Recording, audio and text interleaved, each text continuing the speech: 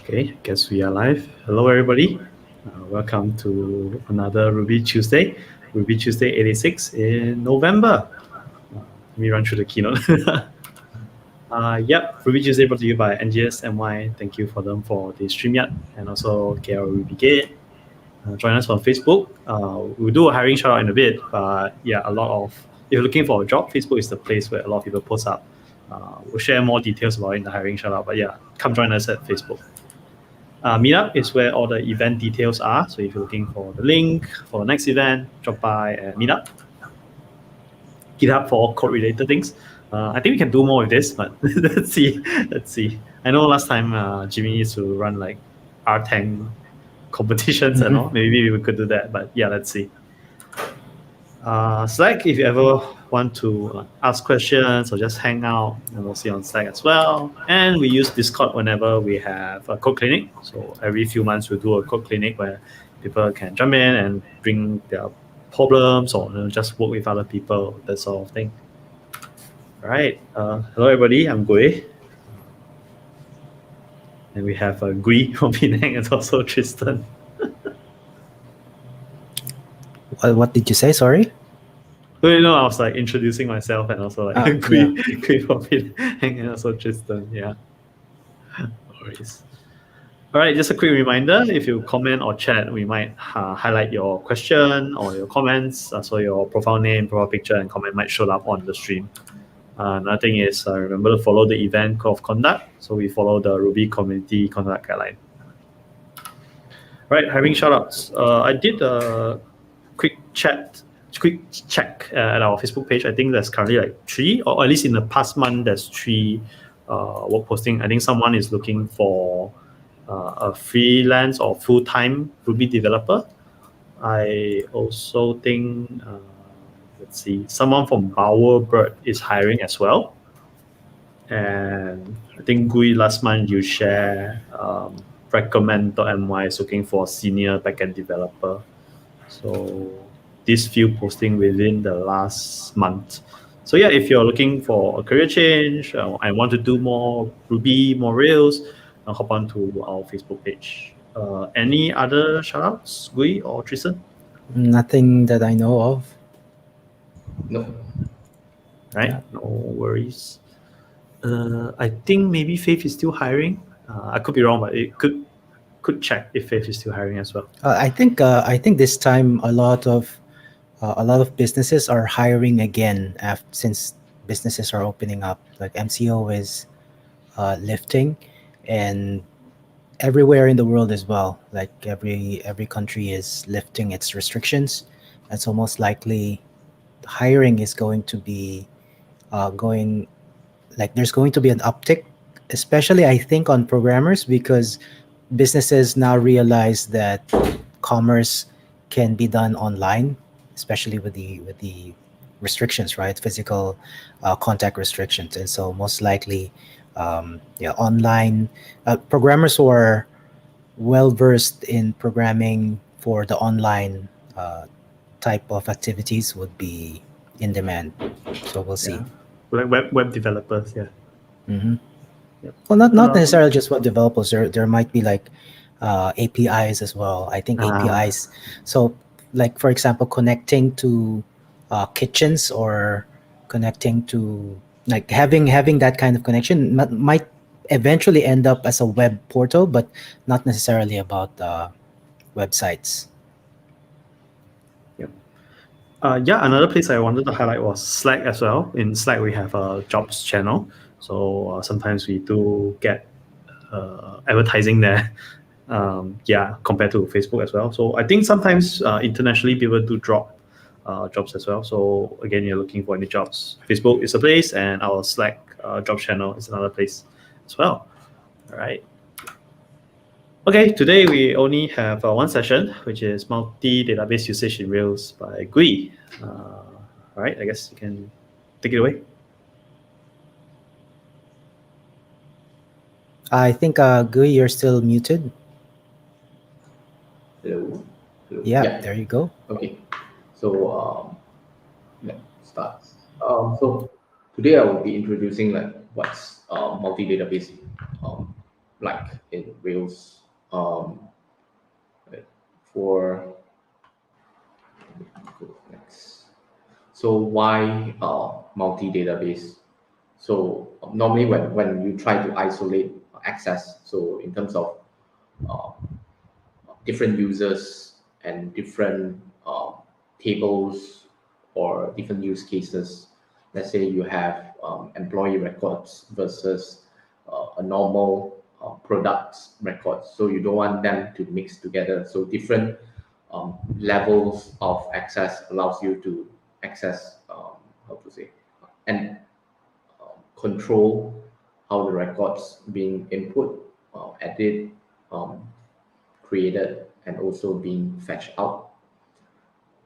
That's in terms of access isolation. So every data will have its own specific user credentials, and so that when someone accessing certain portion of the data, you know that they only have that um, scope, right? It won't go over what they're supposed to be doing.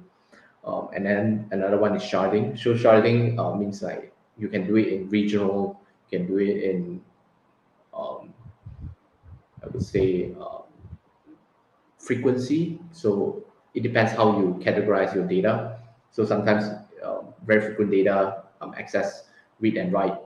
You don't want it to happen so frequently, so you have a replica. So something like you have a read only database access, while the other one is write only, so that when everyone's trying to read the database, it doesn't lock, and everything is quite smooth in terms of read and write access. Data separation, so that's also going back to the point number one, where you want to keep data as a separate entity, so that you're supposed to get what you are assigned to, so that you don't get extra information or go over in terms of privilege escalation. And then it's also good to have this to integrate with other services. For example, like WordPress. WordPress, you have plugins that uses MySQL, right? Something like businesses that already run on WordPress, for example, they have a database there, and then they still want to operate that way, and you have a Rails separate backend where you want to pull data from the database, so you can set a read-only access to that WordPress database where you can pull data out of it and into your Rails application and continue to process, continue to make use of data. Yeah, so this is more on like how you want to do multi database access while maintaining in um, a Rails application. So a Rails application in the middle, and then you pull data from different services um, without using API, because you just need the data from the database.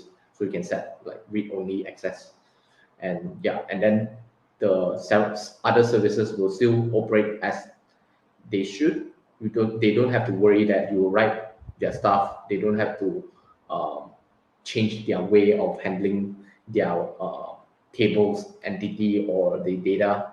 They can do whatever they want, and then you're still able to get access to those important informations, right?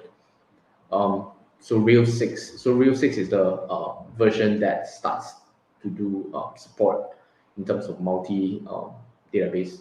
Previously, we have Rails 5. I think you can do workaround to get this kind of features, but Rails 6 do makes things much more easier because it integrate with Active Record.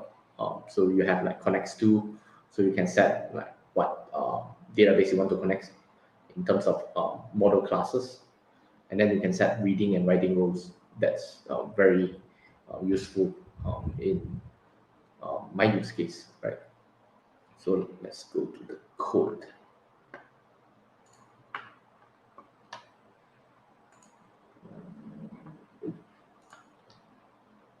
Let me share it here.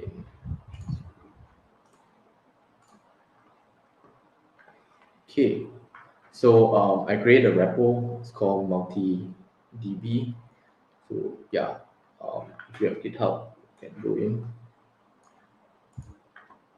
So this is the repository. So basically, only there's a few commit I created. So one, I'm using Postgres for this project. So you can see that there's a container and then a scaffold. I add a secondary, and then I create an abstract class for the secondary database. Okay, so let's go to Docker. So I'm also using Docker Compose. If you want to use just pure Docker, it's up to you. For image, I'm using Postgres Multi because it allows me to create multiple database users. So I have like username, password, and the database that tied to the user. So you can check the documentation on this Postgres container, multi Postgres multi in Docker Hub. So Docker Compose. Now I'm spinning up my Postgres. Now it's up. Now we go. Let's see. It's the code.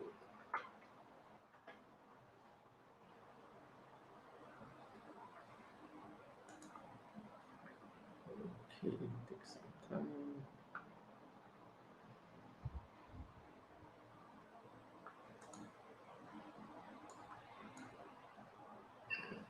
Oh, okay. No, this one.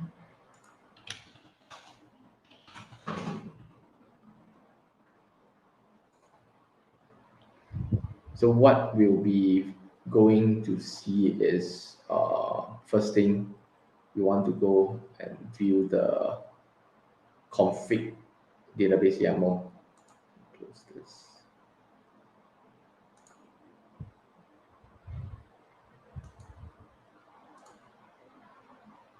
Okay, so under config database YAML, this is the part where you configure your database, right? So for me, I'm making it easier. Basically, I just get the default, whatever default here, I copy again and put into default 2. So this is my database 2. So let's say when you are in first time you create a Rails application, right? It doesn't give you the option to set up multi-database when you do a Rails new. So all this will be not there. You can do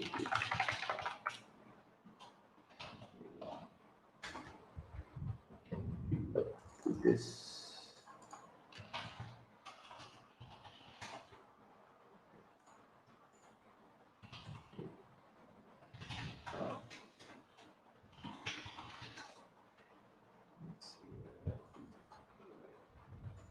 Okay, so when you first started, this is your how your database looks like, right?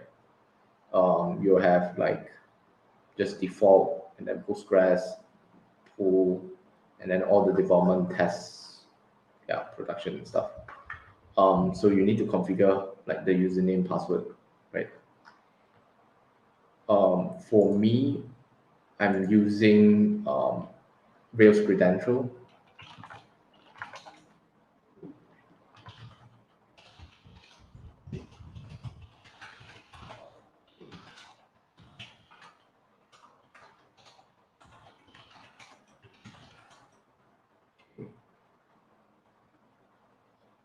So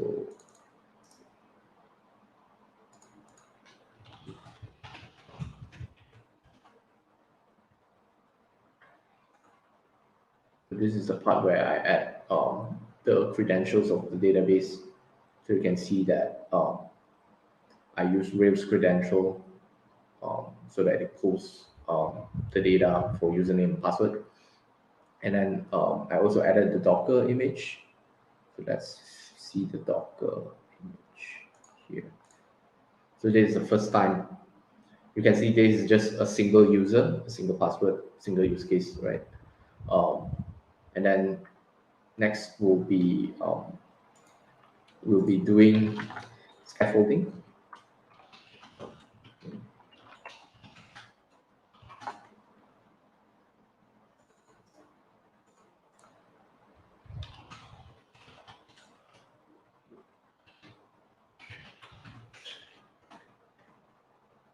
Okay, so now we'll see the difference, right? When we do scaffolding, you can see that it creates migration, right? It creates migration, and then let's see, creates migration, and then when you run migrate, it will create a schema, right? So all this, you have your first database migration in your single DB. So how do we add a secondary database when you already have this migration, right? You have this schema, and then how do you add another one? So let's go.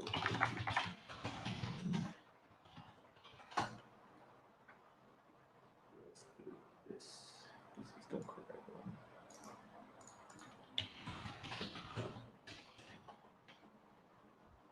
Okay. So to do this, schema will be still there. So now we see what's changed, right, in terms of database.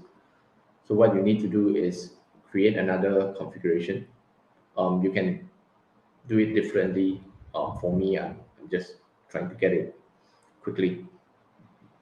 So you can see here, database, I have database 2 under Rails credential.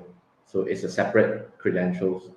And then you can see here, there's primary and secondary. Previously, we don't have this. We basically just development, and then we have default and database, right? We don't even have the migration path. So this is what different if you want to use multi-database configuration. So you need to set name. You can name it anything, right? You can name it like users or products or anything that describe your database, right? So for me, primary, secondary, it's just quick and dirty. And then migration path. So remember to add this, else it doesn't know where to get the migration files from, right? So you can see here, this DB migrate is actually the first database when you start your Rails, right? And if you want to add an additional database, you need to define another path for the migration. So this part, I would say, is very important. I did a typo here. Previously, I don't put paths, and then when I run scaffolding, the migration actually went into here, DB migrate, because it doesn't know where to go for your secondary database. So the wordings is very important. So after I put it, so now it's able to pick up my migration files. It's not refreshed yet, I guess.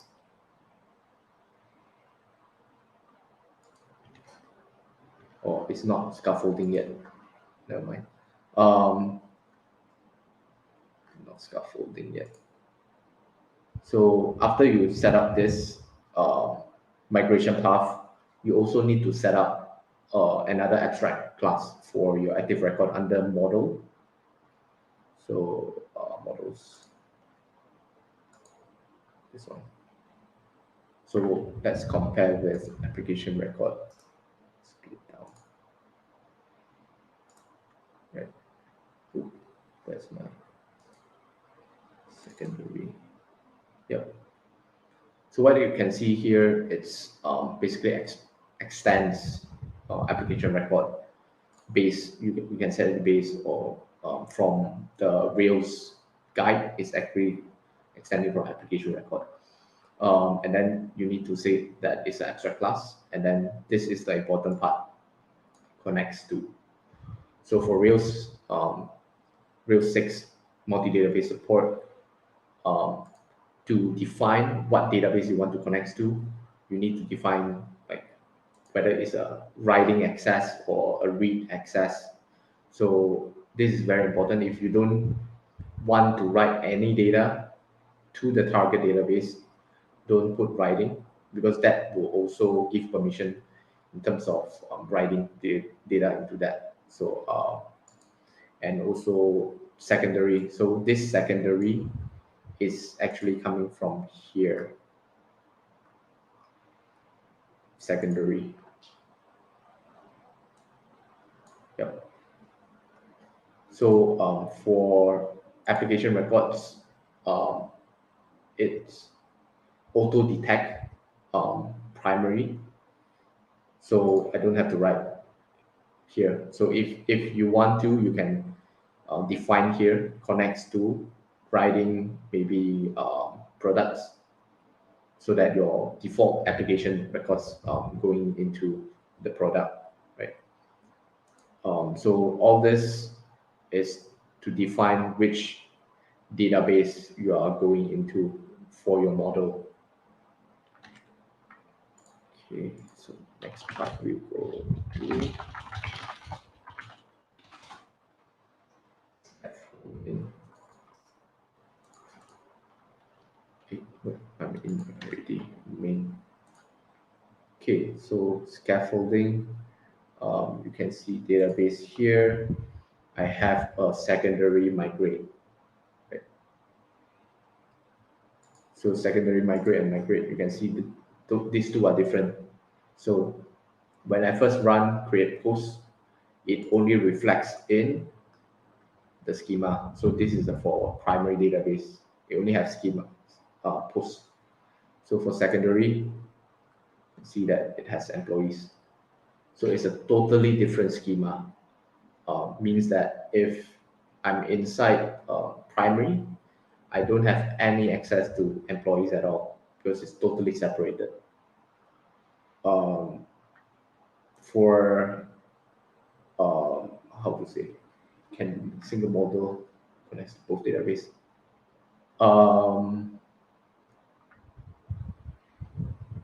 From my use case, I haven't tried it yet. Supposedly, if you create a class that uses two models to fetch the data, because for Rails itself, you can access two databases with the same Rails application, right? So you can create a class within Rails to pull data from two databases and merge it into one result that you pull out from. So it's another layer. Maybe you can call it, for this case, is posts and employees, right? You can do employees posts, so that you have a class called employee posts, where you fetch records from employees, you fetch records from posts, and then try to merge it together and then send it back.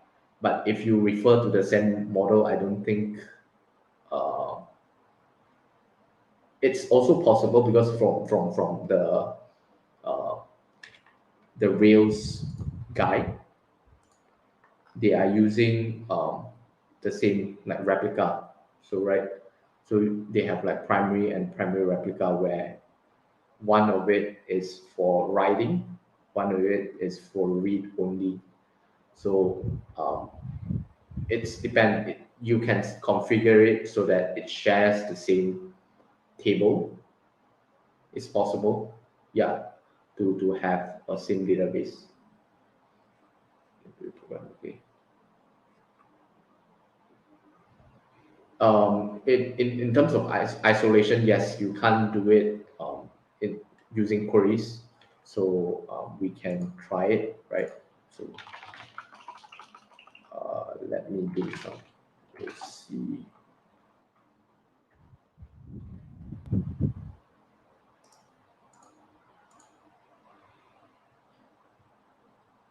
So for post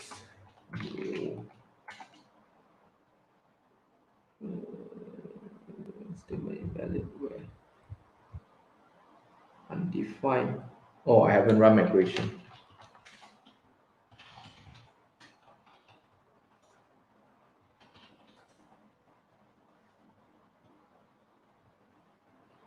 So for when I run migration, it actually runs two migrations into two schemas rather than just running one. If I run to just one, I can just type primary. Let's say I do a reset. Oh. So this only affects the primary database.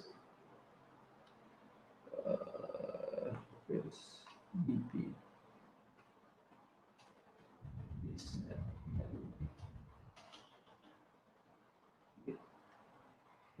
It's primary. Double confirm again.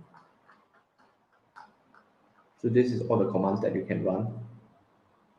Specifically, you can do it primary, and then you can do it like secondary if you want to. Remember, reset is maybe reset's not part of it. Let me do it again. So I can.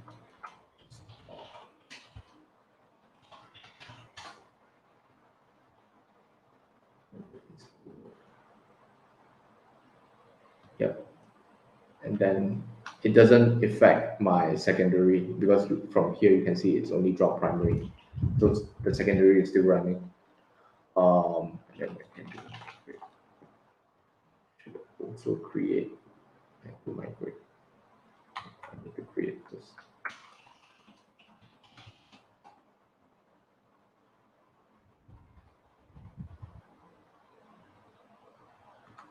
I have to migrate.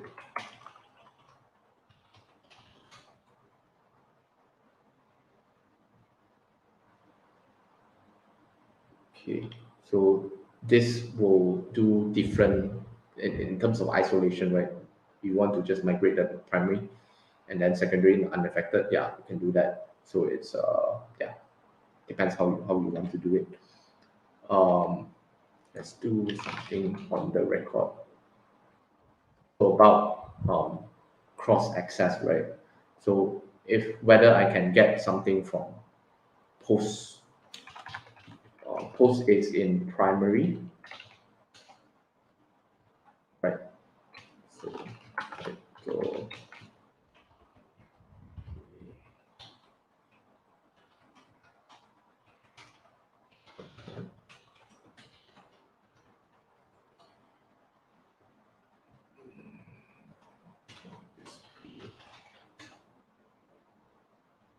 okay. If I create one stuff on post, then I can do employee also. See what's the field. Okay.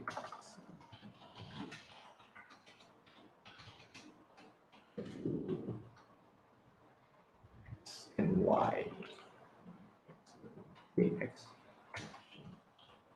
Okay. So the use case for me on here is basically create database isolation for a CDF. So I'm creating a flag for SQL injection.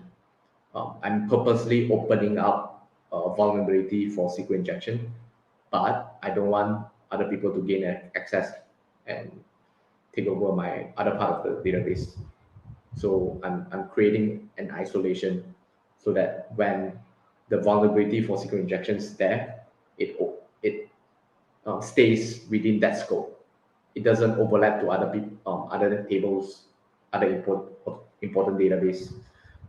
Yeah, we don't want that to happen because SQL injection you can do drop database or dump everything out. So that we want to keep it as secure as possible, the scope as small as possible, so that we have a controlled environment. From here, you can see that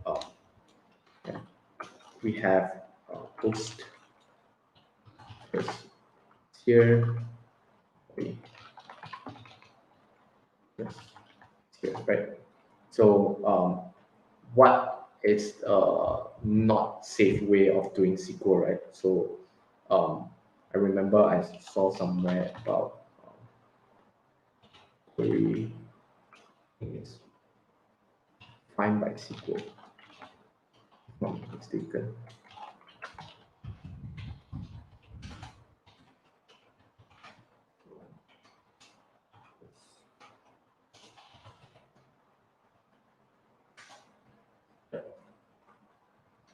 So post is a class extended from active record, right? Which have access to primary. So if I do query something like this, select from post, yeah, you can get whatever database, whatever tables you want within the primary database. How about employees? You can't because it's isolated.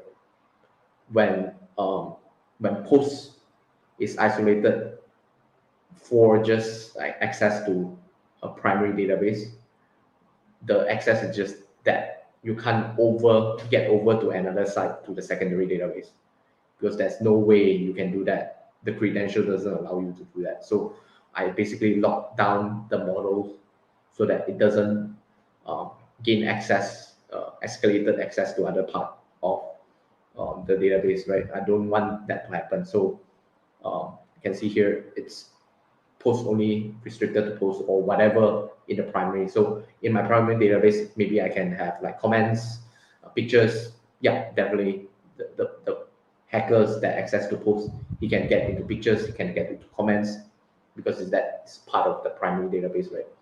It doesn't have access to the secondary. So same goes to if I do employees.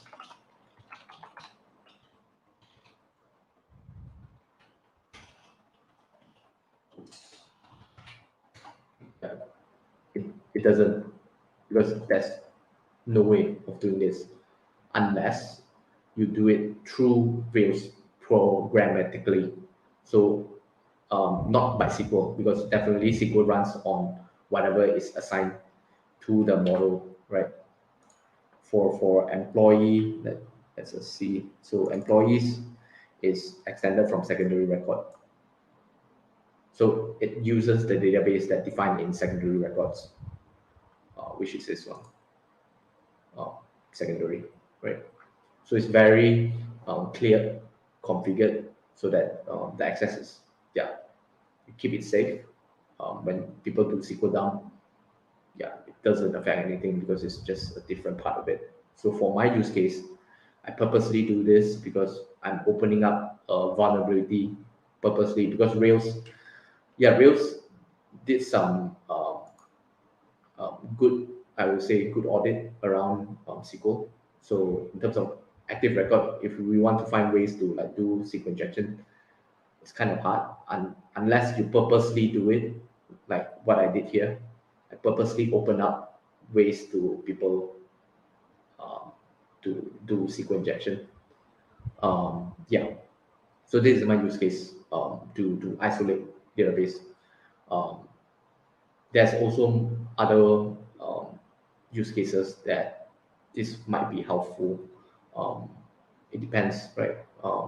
For different use cases, because we know that when application levels going into the database level, if you want to do control, you can tweak it, like you restrict in terms of the database level access, so that if different class have different access, and so that when um, hackers get hacked into your service or your servers, you know that only a portion of the data is exposed, while others might be safe. Yeah, it depends, right? How we do that. Yeah, so these are the differences. I think a quick way of getting multi-database started. If you want to use outside of Postgres, like MySQL, yes, you can. Just need to tweak the adapter to MySQL, and then then you have access to that. So I would say Rails 6 makes it very simple to do this if you want to access to multi-database, because you just need to do one line in the model to define which database you want to connect to, and then for the models that you want to extend to use a different database, you just need to inherit that class. To use that, let me see, I put it in README also.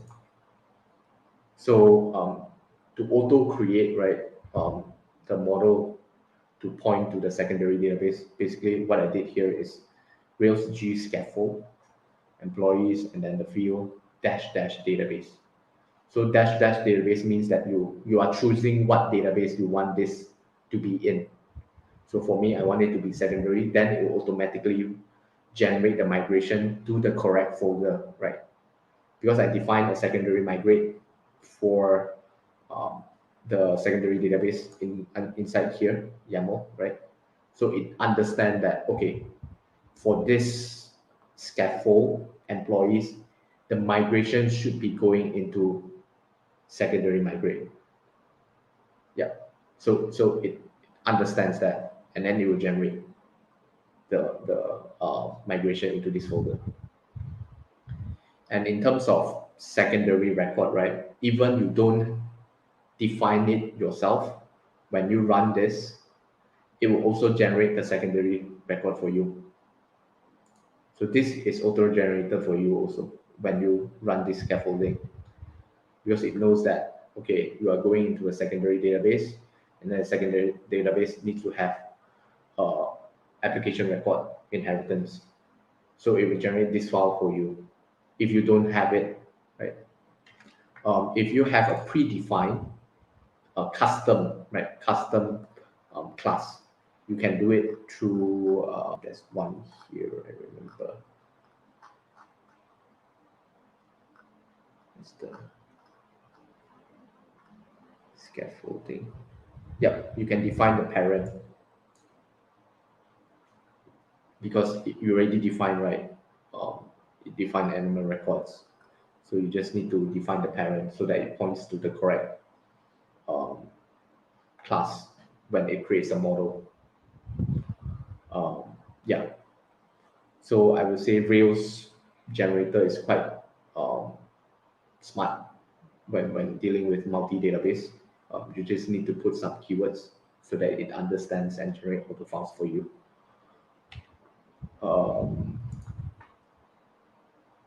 Yep. Yes. Let's see the questions. Right.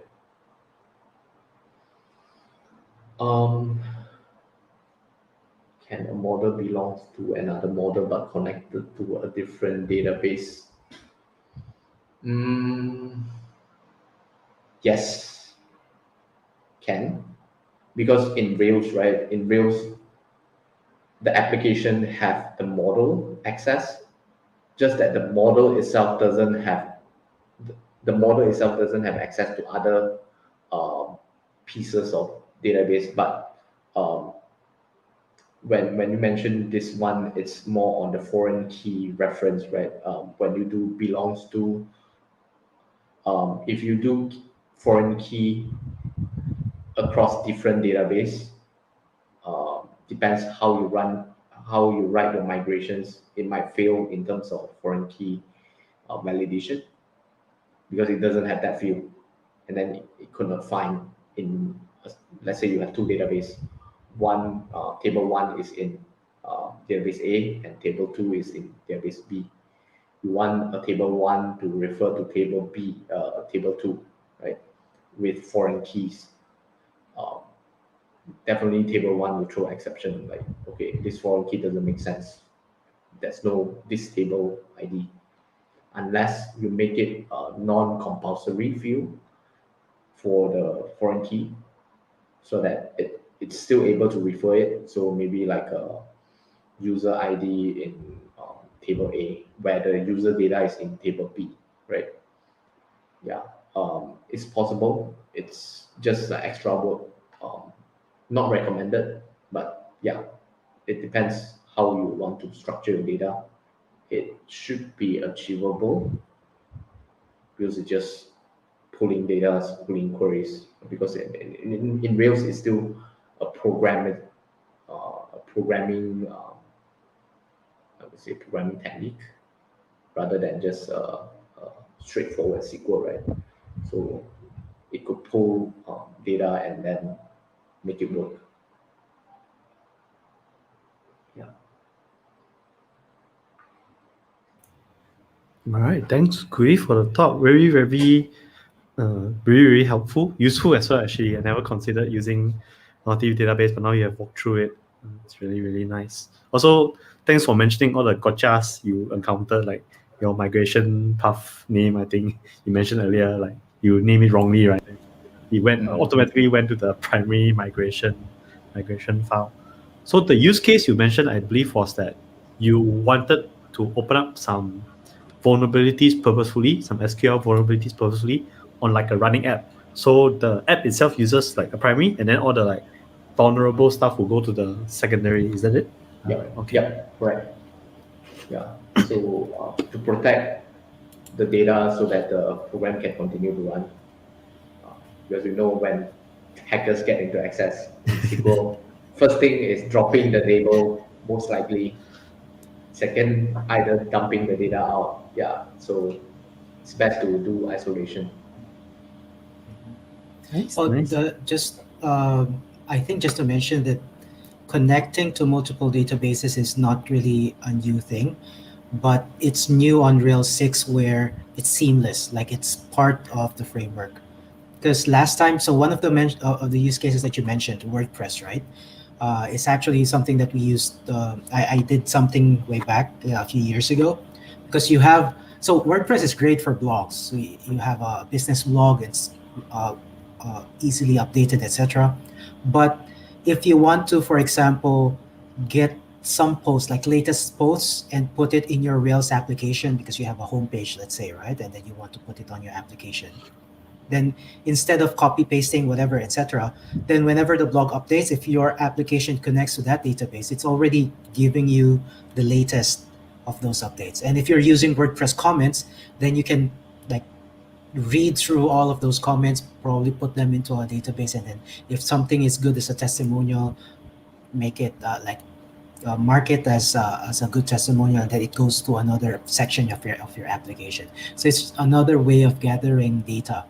And yeah, before I think we had to, I forgot what we used. There was a Ruby gem before that allows you to do that. It's not as seamless at what's happening on Rails 6, but it is possible. So to have multiple databases at the same time. Yep. Yep. So yeah, it depends on use cases, but it so far I don't think it's a very usual like the common one. Yeah. So I think nowadays there will be one, which is not exactly isolation, but because, for example, Russia requires is now requiring data to be stored on Russian servers, right? On the Russian within the Russian country, and GDPR, of course, like Europe, and then of course US and China is going to do that as well. You still want the same application running, but your data needs to be warehoused in that particular location, and so you would want to do it like that. So you don't want to change like your code, because all what you're doing is you're just connecting to a different database. So still have a central database, probably as a lookup table, like let's say a user account, and then it just mentions which area is it, and then the model would know, okay, if I am or like what do you call this, as a child, the one that you were just doing, right, like employees, a descendant of secondary record. So if these particular users are marked as this as belonging to this territory, then connect to that database. So that's another use case that I think will be a lot more in use because of like current changes in the world. yeah, yeah, compliance, Mhm. data compliance stuff. Yeah, it's that. Oh, true also. Yeah, this is very important, I would say, Yeah. in terms of Well, Fortunately or unfortunately, I don't know. I still have to actually encounter it in a proper work-related production flow. It's just difficult to get clients in Russia or China, for example, right? Like who actually require these things. So, but yeah, at least we as Ruby and Rails developers, we know we have these solutions or techniques to fall back on if we are ever faced with these issues. So we're prepared. Yeah. Yeah. I think GitHub is the one that kind of upstream this feature. So it's they definitely have a use case for this. I think they're mostly using it for sharding. I could be wrong, but as part of the development of this, they work a lot on this to upstream this to Rails main. Well, that this so regarding that, because the example on Rails is about like primary and the primary replica, right? The usual way of doing so this is like a classic case of database failover, like when something uh, like you share. Sorry, it's not failover, but you share. How do you say the access to different databases so that it's like maybe let's say you have a server in Malaysia and then your primary server is on the US and then your replica is on Malaysia and then you pick the replica closer so just so that you can like let's say you're doing a report and then that your reporting servers are in Malaysia, so it's just faster because your connection to the databases are closer.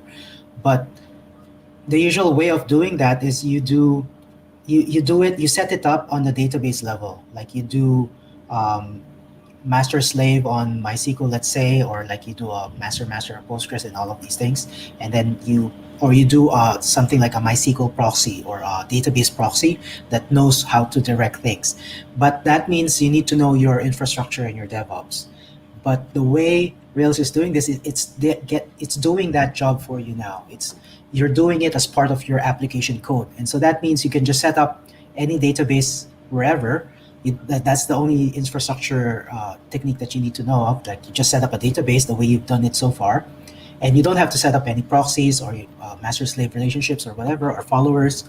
You just need to know, okay, you connect to this, and this is a replica, and then let Rails handle it for you. So there's less cognitive load on the developer. There's less things to worry about, especially in the beginning when you're trying to scale and you don't know things.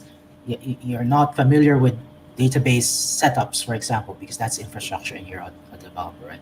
So it buys you enough time to eventually learn all of these skills while still your app is still running because now you have a proper setup. Yep.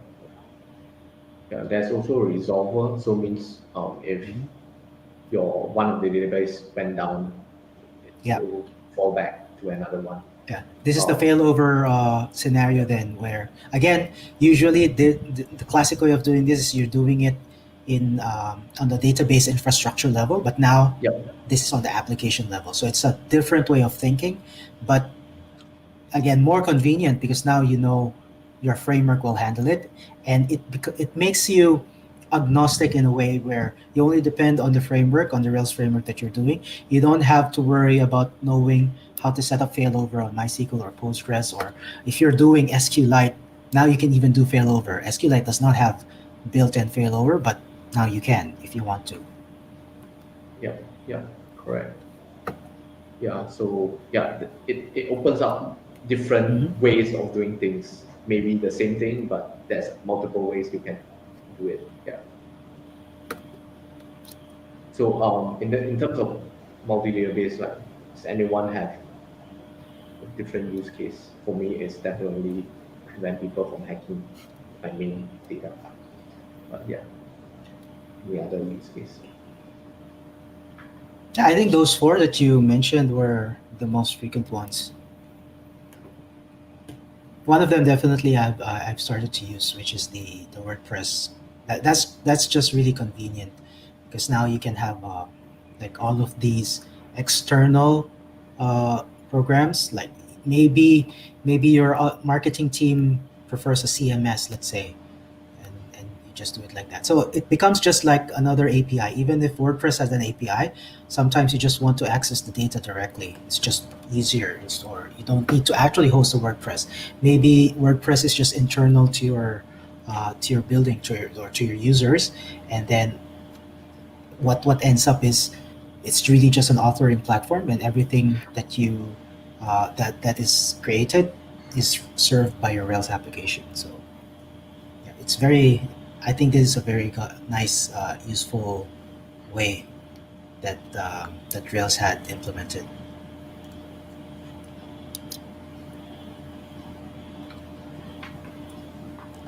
I guess we can end this section. Yeah. Good. Anything else you want to bring up? I'm good. All right. Thanks again. I think so you much. mentioned you were doing hiring shoutouts or something, right? Towards the end. We were doing it earlier. No, I thought you said you're going to come back and because you Yeah. remember something. As in, like, we were talking about the links, and then hold on, let me share this. Yeah, we already did that right before Greece talk. Is there something you want to add on for hiring shoutouts? Not really. No, okay, all right. I But, thought we just we put something at the end. Oh, there's Oh. something at the end, but it isn't Okay. Hiring shoutouts. Yeah. I see. All right. Okay. Yeah. So I think as Tristan alluded, kind of want to bring back parking lot. I think mostly last time when we were doing in-person meetups, we used to have this section as well, right? If anybody has anything interesting to share or whatever thing they did at work, for example, I think it might be useful for others to know, or anything at all. So yeah, if anyone's watching and you want to contribute, feel free to just chat in the comment or anything. We will highlight your link, and I'll probably go through the link as well. Yeah, you don't have to be like the expert there, or you have to present or something. Like if you had an interesting thing, like let's say the new like an article that you really liked about turbo. What's the thing about I forgot the not turbolinks, the replacement for turbolinks or something. Stimulus, is it? I think. Stimulus, yeah, that one. So it's a very nice article. Let's say you want to share it, then sure, that we'll highlight it. You don't need to know about it, or if you're just interested in it, then just put it on the chat, and we'll link to it, and then we'll display it. Yeah, just think of it as a very casual sharing session. We're not asking you to give a talk about it or anything. Yeah, this is different. So this parking lot is different from the 5-minute thing that we used to have, where like lightning talks. Lightning talks. Yeah. This is not the lightning talk. Yeah. Yep. Yeah, I think I can kick that off. Recently, I read this. Let me copy this link. Recently, I read this interesting. It's lagging. Okay, this interesting blog post, I think, about the async gem, about how they want to upstream to Ruby. It talks about a quick introduction of what async is, and also I think it talks about, it even gives example about how async actually works, and compared to like a consecutive execution sort of thing, how is it quicker? There are code examples here. I won't go through in detail, but there are comparisons and that sort of thing, how we can get started using async. So this kind of got my attention. It's like, it'd be nice when I have time to try this async thing. Currently, it doesn't work in Rails. I think specifically they mentioned Active Record has an issue with this. So if you don't use Active Record, I think you can run this in Rails fine. But yeah, definitely encouraged to read the article for more information. Yep, that's on my side. Yeah, my company recently have, I think we do some research to speed up our JSON. So isolate the JSON layer from controller. So we does some comparison like JBuilder, JB, fast JSON, and also Blueprinter and SJSON. So from built into Rails. So it will be interesting if, I probably will get my colleague to share all this, the benchmark and all the stuff. Sure. Because is your company interested in also benchmarking something like what's the one in the it's a binary protocol that's being used by Google a lot. I forgot. Like, or gRPC? alternative. Yeah, Protobuf? gRPC. Protobufs, yes. Protobufs. Because that seems to be quite an interesting replacement for JSON. I think protobuf It's is being used by someone in. I think it's a replacement for action cable previously from. well, because it's just a binary. Yeah. Think of it as JSON, um, but the formatting is like you have like it's a binary protocol, and then you have fields. So it's almost like a database record being Yep. piped through the thing, and so you can use it on WebSockets, of course, because you can use JSON as WebSocket. You can have your own serializer for the WebSocket data, uh, and since protobufs are binary, it's very very efficient. So you might want to, like, if your company is already benchmarking all of these JSON implementations, you might want to try out protobufs as well. It's quite easy to create uh, the definitions, because you define the protobuf once, and then you programmatically generate the code for your JavaScript client and for your Ruby server. So and if you have any other languages, they have a lot of automatic code generation as well. So that might be interesting. Maybe. Yeah. Because we just want to be easy to read, easy to maintain. So Mhm. maybe not protobuf yet because we haven't reached the bottleneck in terms of performance. Yeah, we'll see whether that worth the investigation. But yeah, for now it's purely just JSON. Just wanted to Mhm. make it easier to maintain. Yeah. That will be interesting stuff from us. And in terms of cybersecurity, because we use Ruby in cybersecurity right now, we have also this Discord channel. Um, we will be conducting one of the workshop in either November or December on fast prototyping. It's basically he is also a graduate from Next Academy. We hired Mhm. the guy, and yeah, it's fantastic. Yeah, he'll be sharing how to get the things out very quickly. Yeah. Um, It's sad though that Next apparently is not doing lots of Rails bootcamp courses anymore. I remember yeah, there were a lot of like hires, like good hires, and we had to like we were able to choose cream of the crop from the graduates. They were really really good employees, but yeah, that's the thing. They're not doing it. I think they're doing focusing more on the marketing and business because it's a lot easier to, I guess, to get students there, especially since everyone is going online for marketing, right? And I yeah, yeah. understand that they're a business, but hopefully now that in-person classes are opening again, then maybe they'll start doing their boot camps. Mm-hmm. Yeah, both of our hires from Next Academy, so, and both of them are fantastic. Yeah. I'll say, yeah, it's very well trained.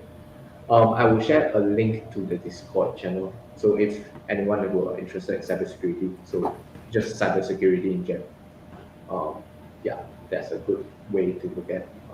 We do a lot of information sharing in terms of cybersecurity. Yeah. I think that's pretty much it from my side.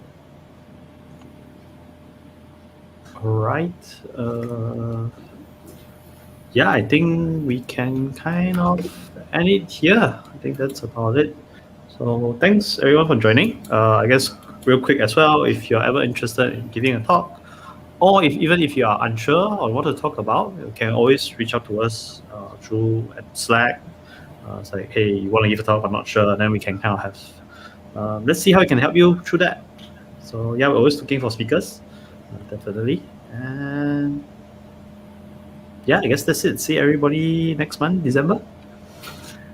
Bye. See you next month. Stay safe. Everyone.